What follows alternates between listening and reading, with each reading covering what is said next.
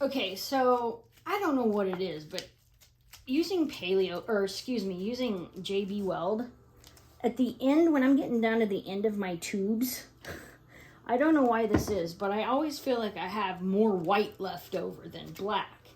Because what I've found is the hardener makes the, the steel part of it, it makes it really kind of, if you use too much white, it's hard to explain. And then you just mix it up. You have to mix it pretty well. I don't know, someone came in here and took off the tool I normally use, which is the story of my life around here. Oh, that looks like a good little picker thing that I can pick charcoal with. She doesn't need it. It's coated in glue. Okay, but you just make sure that you mix it really, really, really, really, really, really well. Any two-part product that has the epoxy or the resin or the hardener, you want to really, really, really mix it well. And JB Weld stinks. But the one thing about JB Weld I love is the consistency. It's like watered down, it's like toothpaste. And it's easy to spread. But it's really expensive. And it stinks. Okay. All right. And then I've got my clay kind right here, getting ready. So, when you're using JB Weld,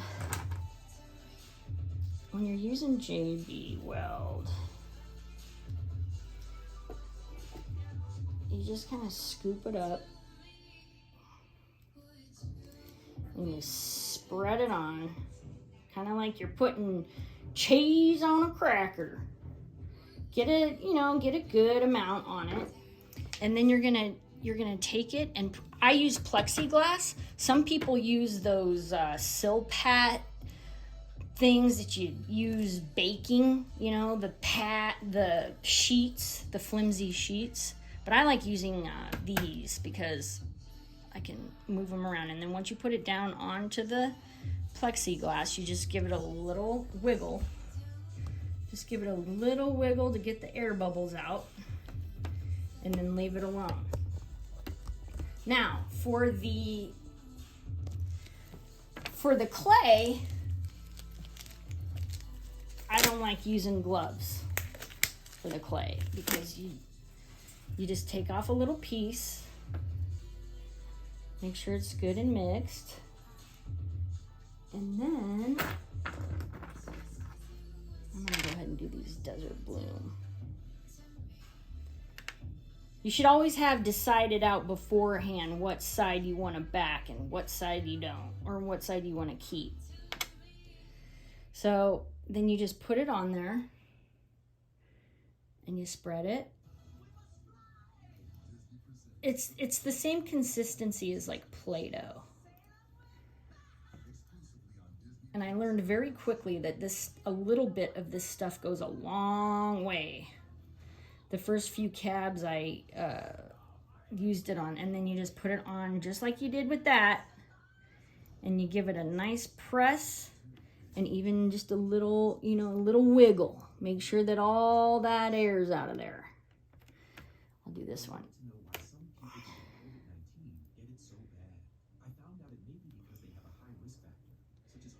Same story. It doesn't look like there's a whole lot on there, but trust me, there is. And the one reason why I'm really, really, really enjoying this clay is because, watch this. Watch. So once you get it on, you give it a little wiggle.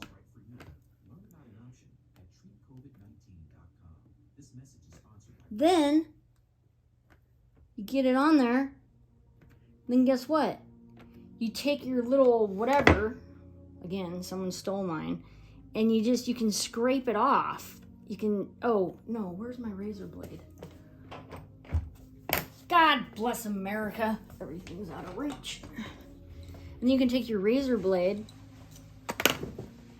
and go around the stone and get off all the residual that's poking out and put it back on your chunk. That's the one thing I really like about this stuff. Not to mention how much easier the super glue comes off when you're using super glue as your dopping adhesive.